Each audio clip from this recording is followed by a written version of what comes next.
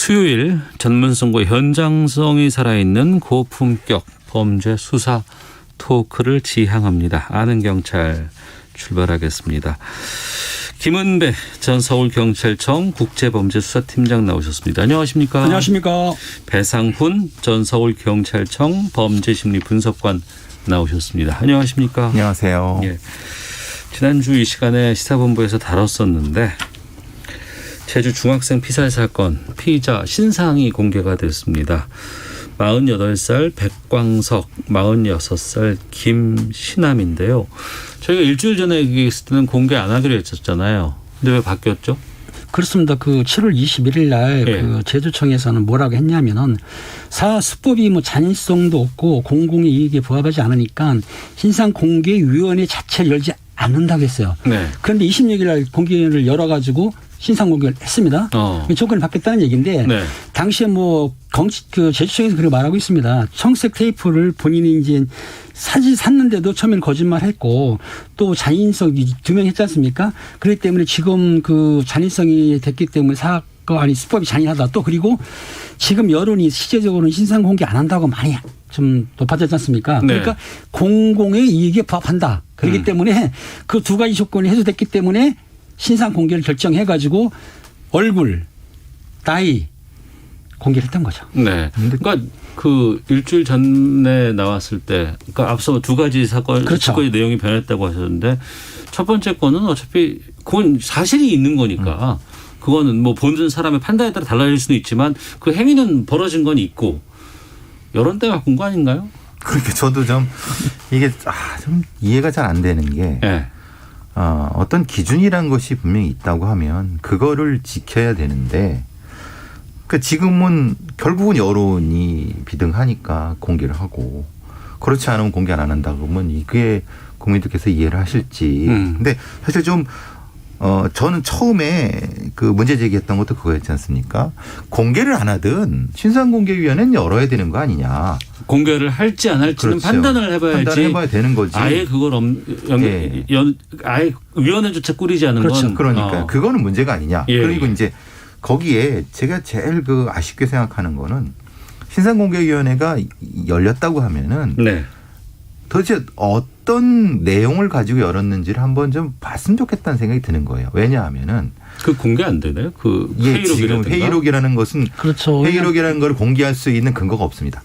지금 알다시피 네. 7인이 하고 있지 않습니까? 예. 외부 인사가 4명이고 내부 인사가 3명으로 돼 있는데 그 심사 내용을 일일이 공개하게 되면은 나중에 이제 비난이 올 수도 있기 때문에 실제적으로 결정만 하는 거죠. 그러니까 7명에서 4명 이상이 찬성하게 되면 공개하기 때문에 그게 중요한 것이지 심의 내용을 일일이 공개하지는 않는다. 이제 제일 그래서 이제 아니할 말로 안 하고 했다 그러는 거 아니야? 설마 그러진 않겠죠. 근데 그러니까 그런 논란을 자초하는 것 자체가 그러니까 이게 이제 신상공개위원을 공개하라는 것이 아니라 네네. 그거는 뭐 익명으로 처리한다 하더라도 도대체 어떤 근거에서 공개가 됐는지에 대한 거를 해야지만이 지금 문제가 되는 건 뭐냐면 당사자가 왜 자기한테는 항변권을 안 준다고 하는 그런 문제도 있습니다. 지금 이 신상공개위원회 자체가 무슨 뜻이죠? 그러니까 신상공개를 하게 되면 그 사람 가해자 범인의 네. 신상이 공개되니까 항변권이 없다는 겁니다. 자기는 가서 내가 왜 공개를 거부하는지에 대한 얘기도 하고 싶다. 이런 얘기도 다른 사건에서 있었습니다. 네. 그래서 만약에 이런 문제 제기가 됐을 경우 이제 위헌 논란도 갈 수가 있기 때문에 애초에 그런 논란을 차단하려고 하면은 투명하게 공개를 해서 내용을 공개해 갖고 어떤 근거에서 공개가 된다. 그러면 그 공개 그 기준들이 정해지지 않습니까? 일종의 판례가 형성이 되면은 네. 이런 논란 자체가 없지 않을까라는 생각이 든 겁니다. 네. 보통 이런 경우에 그렇게 많이들 해요. 그러니까 우선 공개를 회의록 같은 경우에 공개를 원칙으로 하되 민감한 부분이라든가 여러 가지 인권이라든가 이런 부분에 문제가 될 소지가 있으면 위원들의 뭐 다수결 판단에 의해서 이걸 공개를 뭐 제한한다거나 뭐 이런 쪽으로 갈 수는 있겠지만 애초부터 다 아무것도 뭘 했는지 모르게끔 나도 그냥 감추는 건 아니지 않나 싶은 생각이 들기도 하네요. 어떻든 간에 지금 신상공개위원회는 범죄 중대성이라든가 잔인성이라든지 공공의 이익, 네. 또 재범 우려 여러 가지를 이제 포함해서 하기 때문에 네. 실질적으로 처음에는 아마 그렇게 큰 문제를 안 봤던 것 같아요. 제주청에서 그러다 보니까 공개를 안 하려고 했었는데 지금 교수님 말씀하신 대로 여론이 좀 비등하고 하니까는 공공의 이익이다 해가지고 지금 공개를 했는데 저는 그게 좀 일관성 있게 어떤 지침이 있는 건 아니고 그 위원들의 성향에 따라서 바뀔 수도 있는 거죠. 문제가 있지 않나라고 볼 수는 있는 거죠. 네. 그러면 사실 그래서 이제 또 욕을 먹는 거죠. 그러면 또 논란은 그럼 위원을 공개해라. 아니 그렇게 일관성이 없는 사람들을 이렇게 이게 다 청마다 다릅니까 위원들이? 청마다 틀리죠. 청에서 이제 그 서에서는 권한한 게 아니고 네. 청 단위로 해가지고 아까 말씀드린 대로 외부 인사들 교수라든지 변호사 했던 분들 4분 하고 예. 그다음에 청에 있는 간부급으로 해가지고 4명이 하고 있거든요. 3명이 하고 있거든요. 7명이서 이제 다수결로 정하기 때문에 그 건에 대해서는 어떤 이의로는 없겠지만 알겠습니다. 내용은 좀 문제가 있다. 인력풀이 사실 투명하지 않아요. 그게 사실 논란이 또 됩니다. 알겠습니다. 자, 신상공개 부분에 대해서 좀 살펴봤고 지금 시간이 좀 지났기 때문에 그동안에 새롭게 드러난 범죄 여러 가지 상황과 이런가 사건 같은 것들이 좀 있었습니까? 그렇습니다. 그 주변 백광석 같은 경우에는 이제 살인죄 플러스해서 네. 가스 전기 방류죄라고 있습니다. 그 1년 이상 10년 이하 진행에 처하는 건데 무슨 말이냐면 그 7월 초순에 그 피해자 집에 가서 가스 밸브를 절단도 했고 그 가스를 열어놨다는 거예요. 그러니까 폭발 위험성이 있는지 또 했던 거예요. 그리고 이제 알다시피 그 피해자 집에 들어갔지 않습니까? 그럼 이게 주거 침입이거든요. 네. 그러니까 살인, 주거 침입, 가스 방류죄를 해가지고 이제 추가시켰던 거기 때문에 실제로 이제 처벌할 때에는 좀 더 중하게 처벌할 수 있는 거죠. 물론 이 죄에 대해서 그 같이 있던 김기남이도 같은 공범이기 때문에 같이 처벌받을 수도 있는 거죠. 그러니까 지금 왜 이게 중요했냐면은 지금 그 사건 그 당일날만 범죄를 했던 게 아니라는 거예요. 그런 반복적이겠네요. 그 이전부터 가스를 잘라갖고 다 폭파해서 죽이겠다는 둥 주거침입 이게 반복돼 왔다는 거예요. 네. 근데 그러면은 그 반복돼 왔던 거를 경찰이 신변보호위원회 같은 걸 열 때 이것이 가만히 돼서 보호가 됐어야 되는 거 아니냐. 네. 그러니까 그렇지 않았기 때문에 결국은 여기까지 온 것이 아니냐라고 하는 문제가 되는 거고. 그러니까 이게 그래서 본인은 그 범인들은 주장하는 것이 그거죠. 우발적이다. 한 건밖에 없다라고 네. 하는 건데 지금 이걸 봐서는 이게 무슨 우발적이야. 계속 해왔지 않느냐. 그래서 이 건이 중요한 겁니다. 게다가 지금 공범이 이제 그 김신남이라는 거잖아요. 근데 네, 공범이죠. 사람을 죽이는 이런 거에 어떻게 이렇게 어떻게 이걸 참여하게 됐는지 이런 것들도 좀 밝혀야 되지 않을까요? 그렇죠. 그 조사를 했는데 현재 김신남이 같은 경우에는 그 백모 씨에 대해 한 600만 원 정도를 빚졌다고 말하고 있어요. 빚을 탕감해 주는 조건으로 한번 한 것 같기도 한데 네. 그렇다 하더라도 그 600만 원 때문에 사람을 죽인다? 다른 조건을 내세울 수도 있고 아니면 김신남이가 백모 씨한테 어떤 약점을 잡지 않겠느냐라고 볼 수 있는데 현재까지 밝혀낸 것에 대해서는 그 선에서 끝난 거죠. 더 이상 추궁이 안 됐기 때문에. 지금 상황은 백광석이가 지금 전과 10범이 넘는 보복범죄의 상습범인 건 확실히 지금 밝혀진 거고 네. 김신남도 아마도 교도소에서 같이 이게 부딪히지 않았을까. 거기까지 지금 의심하고 있는 거죠. 그러니까 생각해 보시면 돈 몇백만 원 때문에 아이를 그것도 참혹하게 죽이는데 한다는 게 그건 상식적으로 이해가 안 되는 거기 때문에 네. 뭔가 다른 어떤 이권이라든가 아니면 뭔가 협박 둘 중에 하나가 뭐가 있었기 때문에 가능하고 본인은 분명히 몇백만 원이라고 하는 것은 형을 경감하기 위해서 하는 일종의 거짓말일 수 있겠다. 그걸 경찰이 좀 구분을 해야 되겠다 싶습니다. 네. 참 불편한 게 그러니까 이제 엄마가 예전에 사실혼 관계에 있었다는 보도들 나왔기 때문에 말씀을 드리는 건데 왜 어머니를 대상으로 해서 범행을 저지른 게 아니고 중학생을 노린 거잖아요. 이게. 그렇죠. 왜 그랬다고 보세요? 근데 이제 예전에 이런 류의 범죄를 이별 범죄 이렇게 하는 경우도 있고 그렇지만은 가장 그 고통을 줄 수 있는 범행 대상을 삼는 거죠. 내 상대에게 고통을 주겠다. 그렇죠. 그러니까 이제 그걸 범행 대상으로 삼겠다. 그렇죠. 그렇게 되는 경우가 이 경우가 아닐까 싶습니다. 가장 사랑하는 아들을 살해함으로써 이 살아남은 그 어머니한테 큰 고통을 주려고 노력했을 가능성을 본인이 얘기하는 거고요. 네. 근데 조금 다른 문제는 있습니다.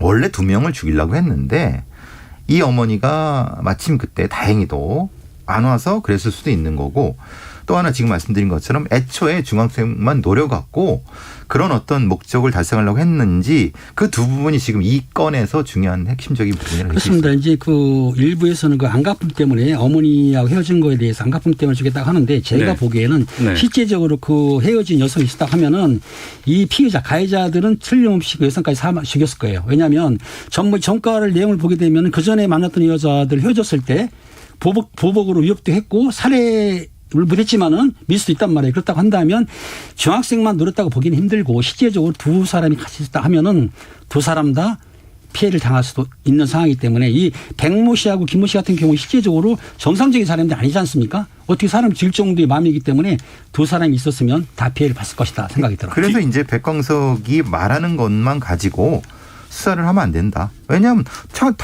당연히 본인은 한 그렇죠. 사람만 죽였다 하겠죠. 예, 당연하죠. 왜냐하면 아니 그 여자분도 죽이려고 했으면 자기가 살인 미수도 했으니까. 그렇죠. 그러니까 이것은 본인이 하는 말과 실제 어떤 동기를 구분해야 되는 거죠. 그러면 김은배 팀장께서 그 말씀하셨죠. 동종 전과가 있었다고. 네네. 지난번에 저희가 그 스마트워치 얘기했었습니다. 그때 스마트워치 예. 예, 예. 재고 부족으로 주실 수 없었다. 그리고 이 엄마는 계속해서 신변보호 요청을 한 상황이고. 그렇죠.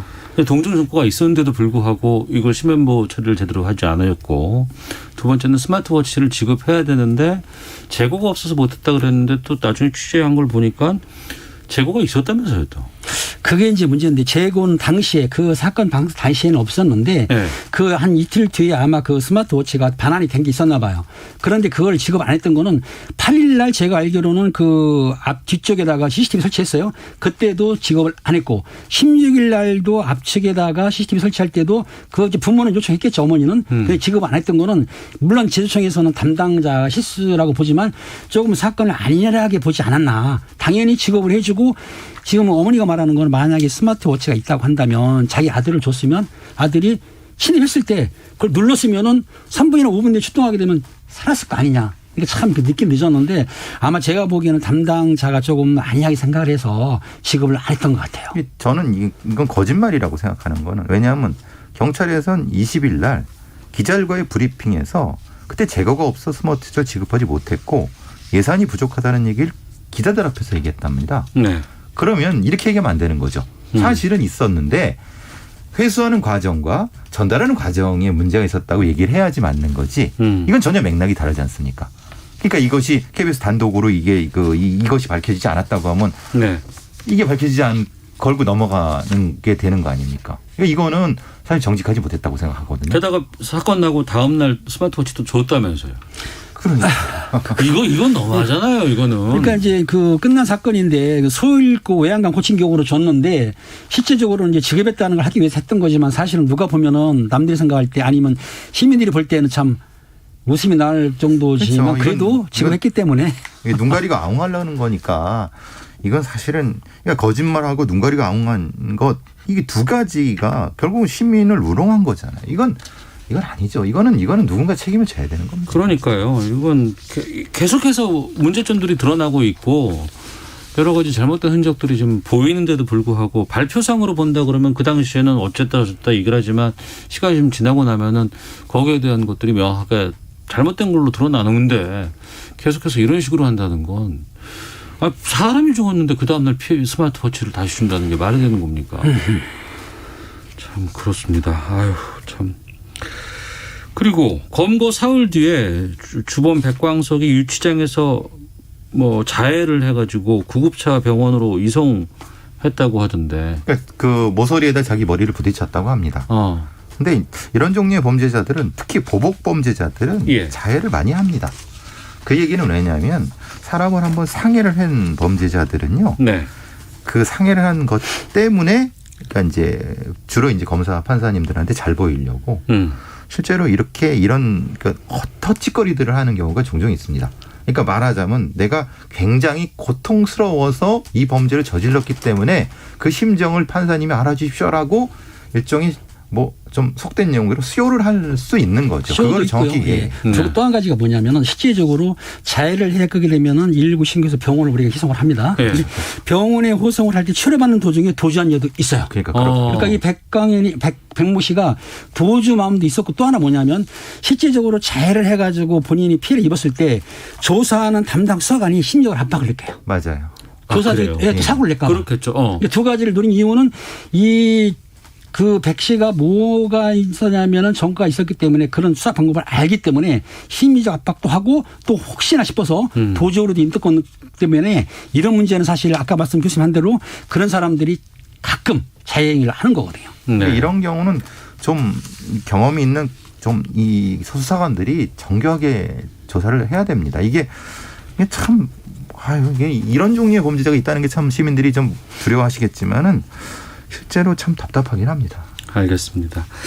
네, 시사본부 아는 경찰 돌아왔습니다. 배상훈 프로파일러 김은배 팀장과 함께 말씀 나누고 있는데요. 0068님께서 듣다가 화가 나서 보냅니다. 이런 범죄자들에게도 인권을 얘기해야 하는 건가요?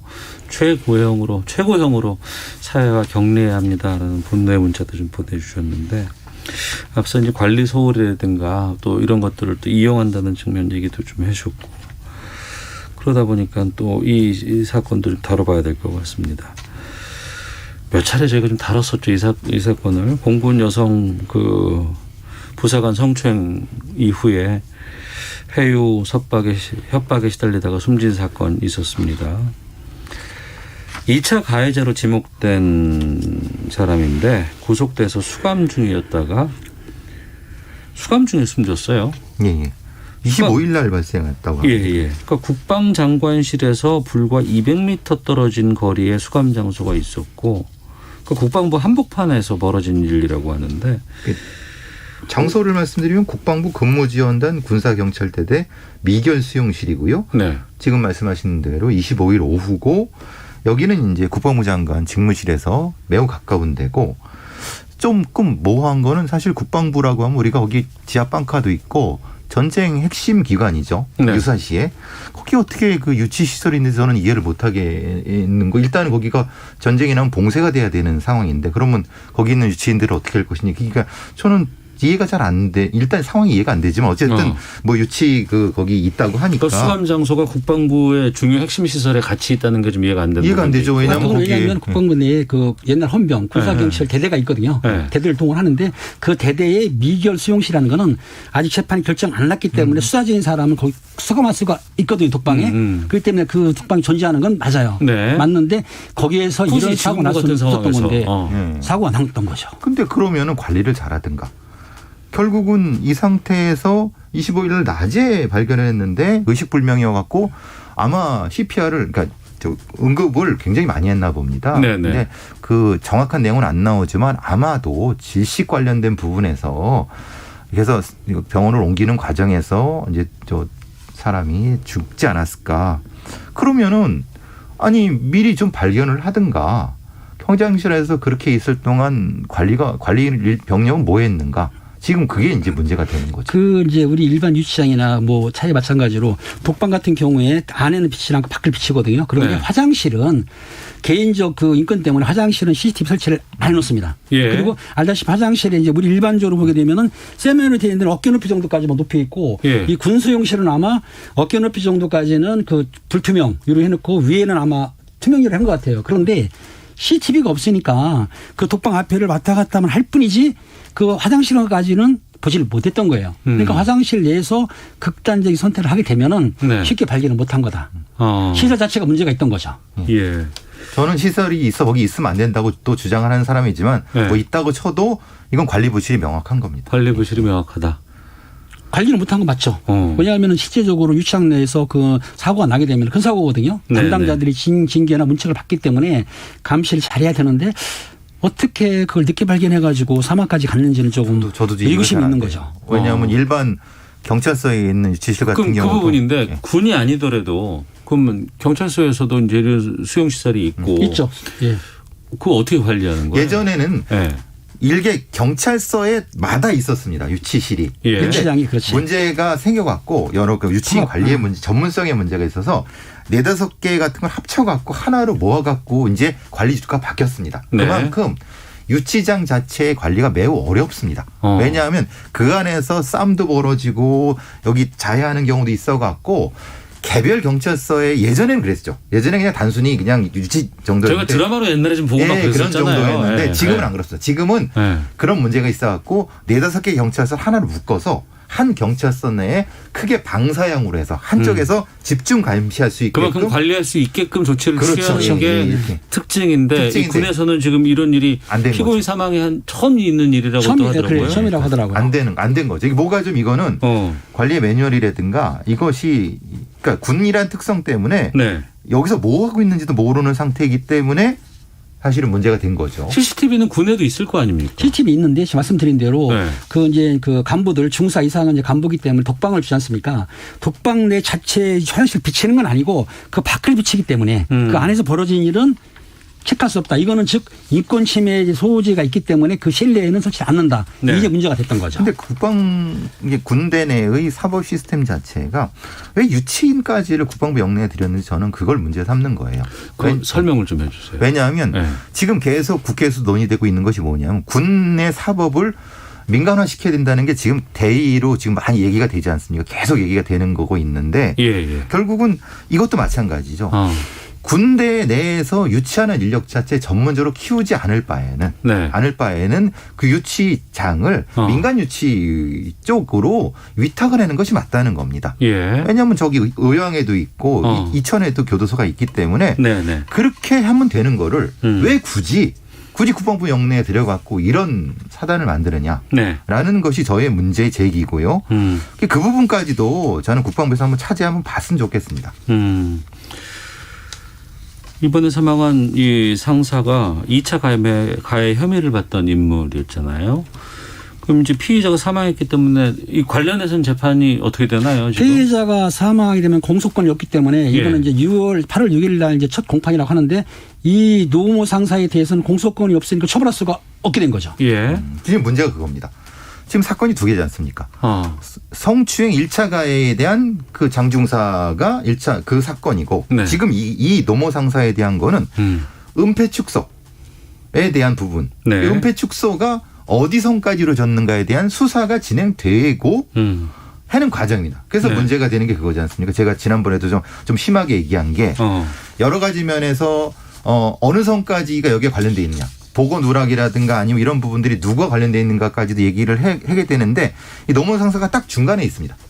그러니까 예. 대위 그 장교들 위쪽으로 연결되는가 아니면 밑에서 그냥 끊긴 건가. 그러니까 이 노무 상사의 입에 따라서 이 사건이 굉장히 커질 수도 있는 거고 작아질 수 있는 거기 때문에 결국은 이 노무 상사가 이렇게 되면서 진실 규명은 사실은 좀 어려워졌죠. 그렇죠. 처음에 이제 3월 3일 회식할 때도 노모 상사가 주도했던 거거든요. 네. 그리고 회의 압박을 할 때도 이 노모 상사가 직접 회의 압박도 했고 그렇죠. 또 그 사망한 남편이라 하나요? 네. 그분을 만나서도 합의 종료했거든요. 그러니까 네. 제일 중요한 인물인데 이 어떻든 간에 지금 사망했기 때문에 일부에서는 사망이 아니고 다른 법이 있지 않느냐는 말을 하는데 그거는 좀 봐야 될 거. 어떻든 간에 사망으로 해가지고 사건이 조금 힘들어지지 않았나 싶어요. 그래서 이제 국방부 장관이 그 얘기하는 거는 혹시 노모 상사를 그 위에 있는 누군가가 압박한 거 아니냐. 그래서 이런 여부까지도 국회의원들은 장관한테 이것도 확인해라 라고 해서 장관이 확인하겠습니다라고까지 한 겁니다. 그래서 그 아까 팀장님 말씀하신 게 그런 연계에 있는 거죠. 혹시 노무 상사한테 너 다 뒤집어 쓰고 가라. 이렇게 누군가가 압박했다면 그건 더 큰 사건이 될 수 있다. 그러겠죠. 그건 확인된 건 아닙니다. 아니, 심리가 압박을 하지. 그렇게 볼 수도 있다는 얘기죠. 국회의원들이 그걸 이제 장관한테 확인하라고 한 거죠. 알겠습니다. 유족들도 진실규명이라든가 처벌에 차질 빚어서는 안 된다고 얘기를 했고 이건 좀 계속해서 후속 상황이라든가 아니면 수사 내용들 나오면 또 좀 다뤄보도록 하겠습니다. 청취자 최우성님께서 두 분께 의견 듣고 싶다고 이걸 좀 말씀해 주셔서 이거 좀 잠깐 시간 남아서 잠깐 좀 짧게라도 다뤄볼까 합니다. 중앙경찰학교에서 이 폭염 속에 훈련받던 경찰 교육생들이 쓰러져 의식을 찾지 못하고 있습니다. 두 분은 어떻게 생각하시나요? 네, 저는 이제 불과 15년 전에 거기서 훈련을 같이 받았었던 101단 애들, 이거 101단이라고 합니다. 청와대 예각경제인데, 지금 35도 정도 되는 충주도 굉장히 덥습니다. 이거는 기본적인 관리에 문제가 있는 거고요. 네. 그리고 옷이 자칫 긴입니다. 그 사람들이 훈련하는 옷 자체가 이 더위에도 반팔 못 입어요. 긴팔에 긴 바지입니다. 그리고 그 상태에서 기동화까지 신고 6시에 구보를 1시간 시켰다고 하는 것 자체인데 문제는 의무 인력이 없었다는 겁니다. 의무 인력이 없었기 때문에 그 사람들을 어디로 뽑아야 될지, 그러니까 건대 충주병으로 뽑아야지 저쪽으로 뽑아야 될지도 판단을 못 해갖고 뺑뺑 돌다가 지금 된 거거든요. 그러니까 총체적인 난국이죠. 그러니까 그 부분에 대한 누군가 책임을 져야 되는데 사실 들어오기 전에 우리 팀장님과 그 얘기도 잠깐 했었거든요. 어쨌든 교육생들에 대해서 관리 책임을 져야 되는 거는 교육생들 안전을 위하는 것이 약간 부족했다. 이유에 어떻든 간에 교육생이 지금 그 여서 상태로 들어오는데 그거에 대해서 교육을 그렇게 무리하게 시킨 것에 대해서는 담당자가 책임을 져야 되겠죠. 아니 축구 경기 할 때도 다 앰뷸런스 다 있고 다 이렇게 하고는 있는데 이 폭염 속에서 또 훈련 강도도 셀 거 아니에요. 일반인들이 견디는 수준 이상일 거 아닙니까? 근데 이 폭염 때만큼은 좀 이런 거 좀 자제해 주시면 안 될까요? 근데 변명이 좀 웃긴 게 경보를 주의보로 착각했다고 하는 게 저는 도대체 이해가 안 되거든요. 폭염 경보인데 폭염 주의보로 착각했다. 네. 경보만 하면 안 되고 주의보만 하면 됩니까? 그러니까 그게 말이 되는지 저는 잘 모르겠어요. 그거 계속 머리에 돌아갔고요. 교육이 중요하고 교육생들 교육도 중요하지만 교육생들의 안전 조치가 가장 중요한 건데 그걸 미리 했다 그러면은 네. 잘못된 건 맞습니다. 혹독한 훈련을 이겨내고 무슨 뭐 더 강한 뭐 군인으로 태어날 수 있고 경찰로 태어날 수 있다고는 얘기는 하는데 그거 알아요. 근데 그거보다도 안전은 더욱더 중요한 거죠. 지켰어야죠. 가장 중요한 게 안전이죠. 그러니까요. 예. 알겠습니다. 청취자께서 좀 의견 보내주셨고 두 분께서 그냥 제가 말씀드리자마자 그냥 고개를 푹 숙이시는 게 느껴져서 참 저도 뭐라고 말씀드릴 게 없네요. 여기까지 하도록 하겠습니다. 자, 아는 경찰 배상훈 전 서울경찰청 범죄심리분석관, 김은배 전 서울경찰청 국제범죄수사팀장 두 분과 함께했습니다. 두 분 오늘 말씀 고맙습니다. 감사합니다.